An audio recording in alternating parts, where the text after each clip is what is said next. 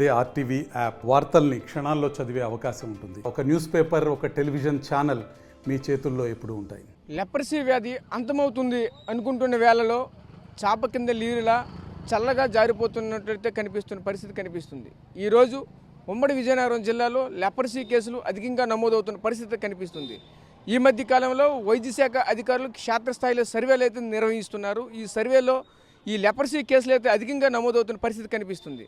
అయితే ఈ లెప్రసీ కేసుల పట్ల అయితే మాత్రం అందరూ అప్రమత్తంగా ఉండాలని ఇప్పటికే పలుమార్లు అయితే వైద్య శాఖ అధికారులు చెప్తున్న పరిస్థితి మనకు కనిపిస్తుంది.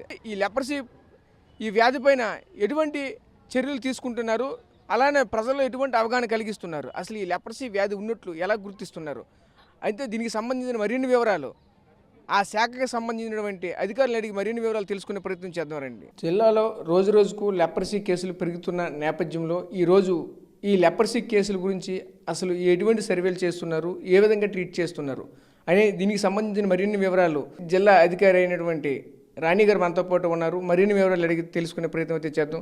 మేడం చెప్పండి, ఈరోజు చూసుకుంటే ఏ విధంగా సర్వే చేస్తున్నారు, ఏ విధంగా గుర్తిస్తున్నారు ఈ లెప్రసీ కేసులు ఏంటి? నమస్తేనండి. లెప్రసీ కేస్ డిటెక్షన్ క్యాంపెయిన్ అనేది మేము 18/7/2024 నుండి 2/8/2024 వరకు ఈ క్యాంపెయిన్ జరుగుతుంది. కుష్టి వ్యాధి గ్రస్తులను గుర్తించే కార్యక్రమము ఇది ఇంటింటా సర్వే జరుగుపడుతుంది.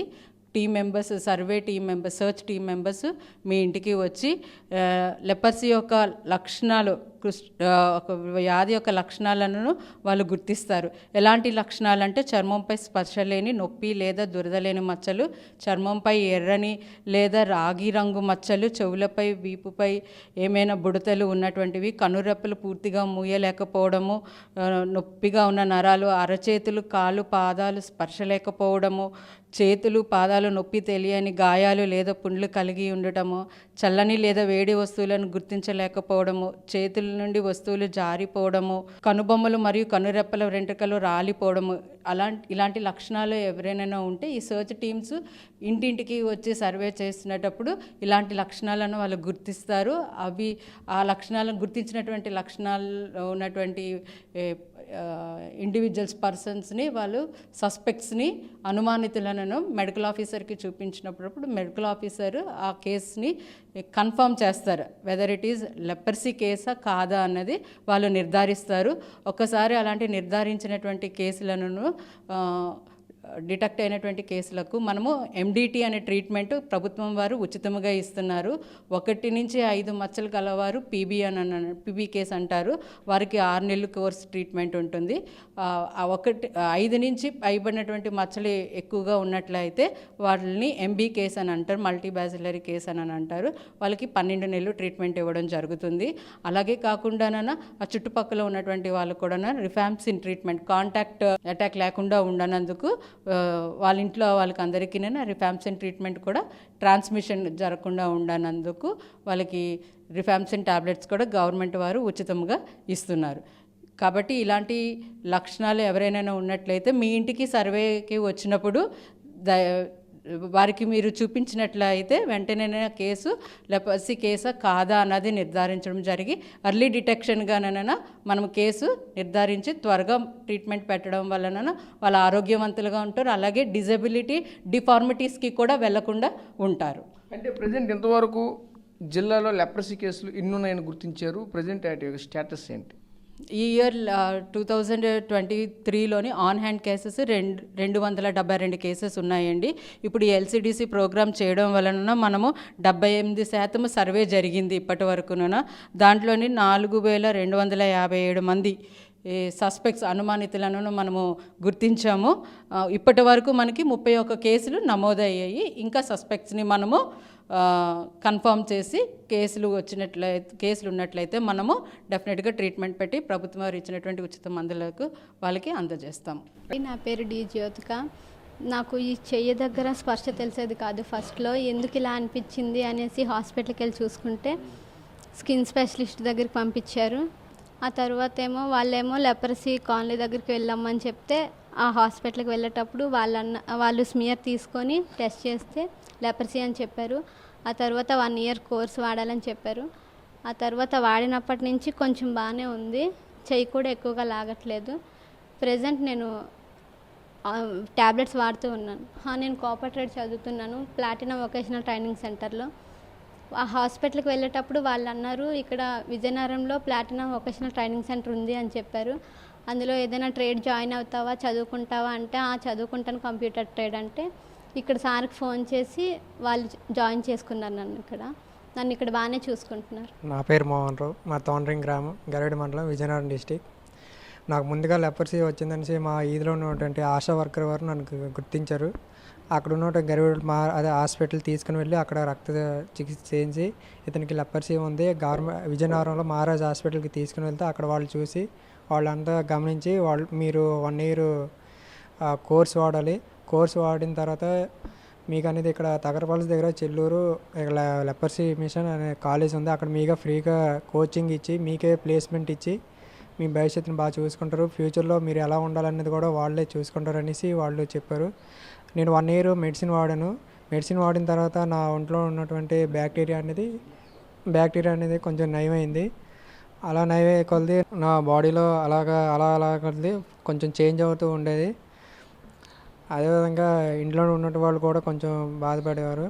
ఈ లెపర్సీ అనేది అంటువ్యాధి కాదు, ఇది ఒక బ్యాక్టీరియా ద్వారా రావడం వల్ల ఎక్కడెక్కడ స్పర్శ ఉన్నదో అదే మచ్చలోనే అక్కడ స్పర్శ లేకుండా ఉండడం, కాలినా కూడా మనకి ఏం తెలియలేకపోవడం గట్రా జరుగుతుంది.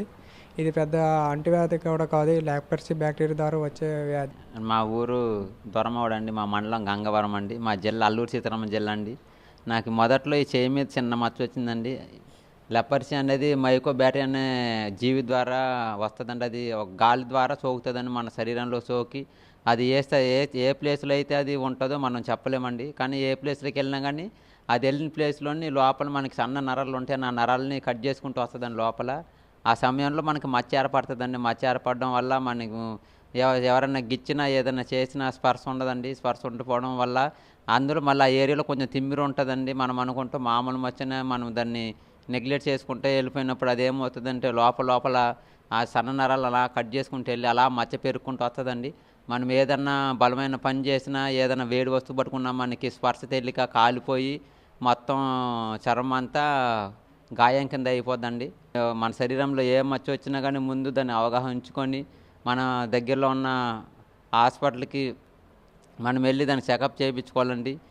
మనము నెగ్లెక్ట్ చేసే కొద్దీ అది లోపల సన్నారాలన్నీ తినేసి ఏం చేస్తుందంటే ముందు మనకి ముఖానికి మన ఫేసు ఒకవేళ బ్యాక్టీరియా చేరితే అది ఏం చేస్తుందంటే ముందు అలాగా పైన నా బ్రెయిన్కి సంబంధించిన నరాలన్నీ కట్ చేసుకుంటూ వెళ్ళి మన కన్నుకి ప్రాబ్లం వచ్చి మన రెప్ప పడకుండా ఉంటుందండి. ఒకవేళ కాళ్ళు చేతులకు వస్తే వేలు ఇలా లాగేస్తాయండి, ఇలా లాగేసి అలాగ ఉండిపోతాయండి. ఒకవేళ కాలుకి వచ్చిందంటే కాలు అరికాలన కొంచెం గాయం అయిందంటే ఆ గాయం తగ్గాలంటే సంవత్సరం పడుతుందండి.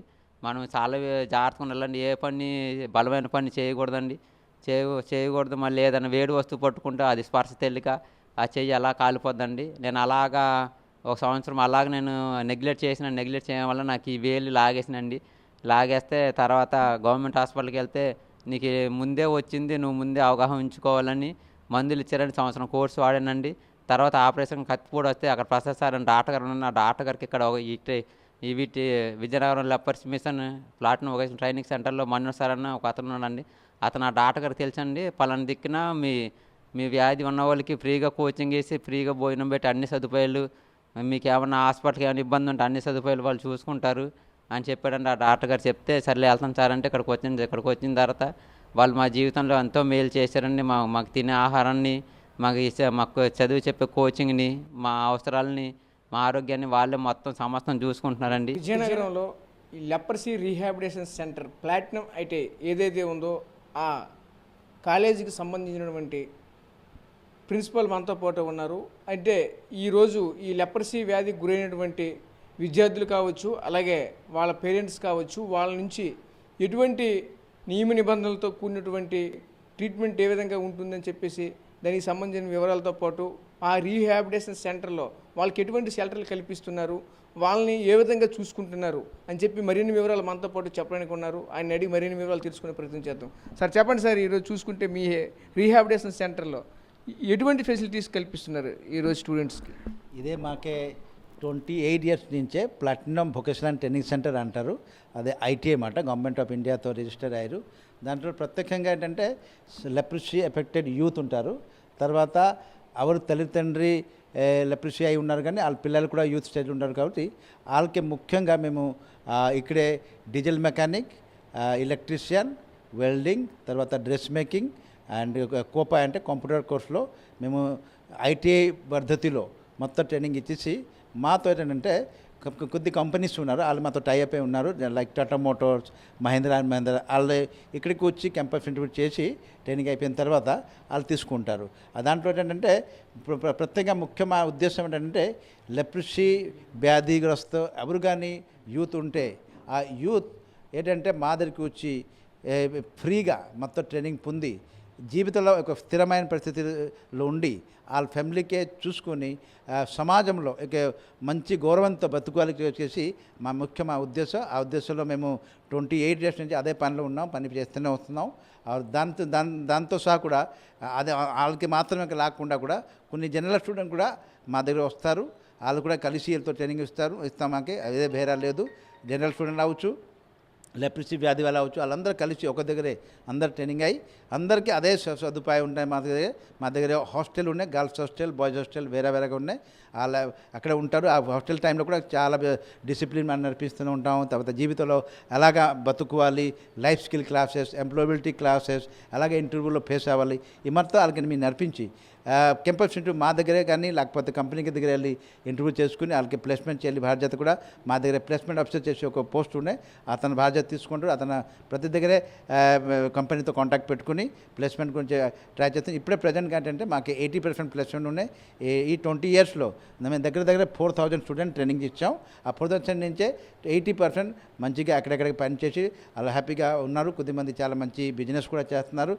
మా ముఖ్య ఉద్దేశం అంతే, ఎంతమంది లెప్రసీ వ్యాధిలో పైకి రావట్లేదు, అలాగా వ్యాధితో ఉండిపోయి డెవలప్ అవ్వట్లేదు, వాళ్ళందరికీ డెవలప్మెంట్ చేసుకునేది మన ఉద్దేశంతో ఇప్పుడే కూడా మేము పని చేస్తున్నాం.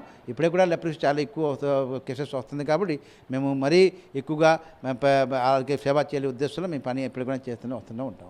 ఏదైతే ఈ లెప్రసీ వ్యాధిగ్రస్తులు అయితే ఉన్నారో ఈ యొక్క వ్యాధిగ్రస్తులకి అయితే మాత్రం ప్రత్యేక ట్రీట్మెంట్ అయితే అందిస్తామని చెప్తున్న పరిస్థితి కనిపిస్తుంది. అదేవిధంగా ఏదైతే ఈ వ్యాధిగ్రస్తులు అయితే ఉన్నారో వీళ్ళకి ప్రత్యేకంగా రీహాబిలిటేషన్ సెంటర్ అయితే వాళ్ళకి ఏర్పాటు చేసి అక్కడైతే మాత్రం మరిన్ని వసతులు కల్పిస్తున్న పరిస్థితి కనిపిస్తుంది. అదేవిధంగా చదువుకునే పిల్లల్లో కూడా ఈ యొక్క వ్యాధి అయితే కనిపిస్తున్న తరుణంలో వాళ్ళ కోసం అయితే మాత్రం ప్రత్యేకంగా వాళ్ళకి రీహాబిలిటేషన్ సెంటర్తో పాటు ఐటీఐలో వాళ్ళకి ఉపాధి కోర్సులు కూడా అందిస్తున్న పరిస్థితి మనకు కనిపిస్తుంది. అయితే ఇక్కడ వచ్చినటువంటి పిల్లలు అయితే మాత్రం ఇప్పుడు ఆల్రెడీ మనం అడిగి తెలుసుకున్నాం. అయితే ఈ వ్యాధిగ్రస్తులు అయితే మనం ఒకటే చెప్తున్నారు, ఈ వ్యాధి అయితే మాత్రం స్టార్టింగ్లో అయితే ఎవరికి మాకైతే మాత్రం తెలియలేదు. అయితే ఈ వ్యాధి పట్ల అయితే మాత్రం అప్రమత్తంగా ఉండాలి. అసలు ఇది వచ్చినట్టు కూడా తెలియదు. మనకైతే పరిస్థితి అయితే ప్రధానంగా కూడా చెప్తున్నారు. ప్రధాన లక్ష్యం ఏంటంటే ఈ వ్యాధికి అసలు మనకి ఈ వ్యాధి వచ్చిందంటే అక్కడ ఏ ప్రాంతంలో అయితే మన మచ్చలు కనిపిస్తుంటాయి ఆ ప్రాంతంలో అయితే అసలు మనకి ఎటువంటి స్పర్శ కూడా ఉండదని చెప్తున్న పరిస్థితి కనిపిస్తుంది. అదేవిధంగా రాను అలాగే ఒంట్లో ఉన్నటువంటి నర్వస్ సిస్టమ్ కూడా అలాగే బ్లాక్ అవుతుందని చెప్తున్న పరిస్థితి కనిపిస్తుంది. అలాగే ఎక్కువగా కాళ్ళు చేతులు తిమురులు ఎక్కువగా వస్తున్నాయి అని చెప్తున్న పరిస్థితి మనకు కనిపిస్తుంది. అది ఏదేమైనప్పటికైనా సరే ఈ లెప్రసీ చూసుకుంటే ఈ ప్రధానంగా ఈ వ్యాధి అయితే మాత్రం ఖచ్చితంగా అయితే దీనికైతే అంతిమ పలక తప్పదని చెప్పి ఒక పక్క అయితే అధికారులు చెప్తున్న పరిస్థితి కనిపిస్తుంది. ఇది ఒక ట్రీట్మెంట్ తీసుకుంటున్నప్పటికైనా సరే ఖచ్చితంగా అయితే దీనికి రికవరీ ఉంటుందని చెప్తున్న పరిస్థితి కనిపిస్తుంది. అదేవిధంగా మరోవైపు చూసుకుంటే ఏదేమైనప్పటికైనా ఈ యొక్క ఏదైతే వ్యాధిగ్రస్తులు ఉన్నారో వ్యాధిగ్రస్తులు క్రమం తప్పకుండా అయితే ఏదైతే దీనికి సంబంధించినటువంటి మెడిసిన్ అయితే ఉంది మెడిసిన్ అయితే క్రమం తప్పకుండా ఆ కోర్సుని కంప్లీట్ చేసినట్లయితే ఈ వ్యాధి నుంచి అయితే ఖచ్చితంగా బయటపడవచ్చు అనేది మాత్రం వైద్య అధికారులు చెప్తున్న పరిస్థితి మనకు కనిపిస్తుంది. కెమెరా పర్సన్ నాయుడుతో రాజేష్, RTV విజయనగరం నుంచి. హైదరాబాద్ సుచిత్ర సర్కిల్ కి ఒక విశేషం, మీ లలిత జ్యువెలరీ సుచిత్ర సర్కిల్ కి వచ్చేసింది. ఆగస్టు 18న బ్రహ్మాండమైన ప్రారంభోత్సవం. Lalitha jewellery, A block, green park avenue, Suchitra road. మీ లలిత జ్యువెలరీలో ధరలు చెక్ చేయండి. డబ్బులు చాలా చాలా ఆదా చేస్తారు. డబ్బులు ఎవరికి ఊరికే రావు.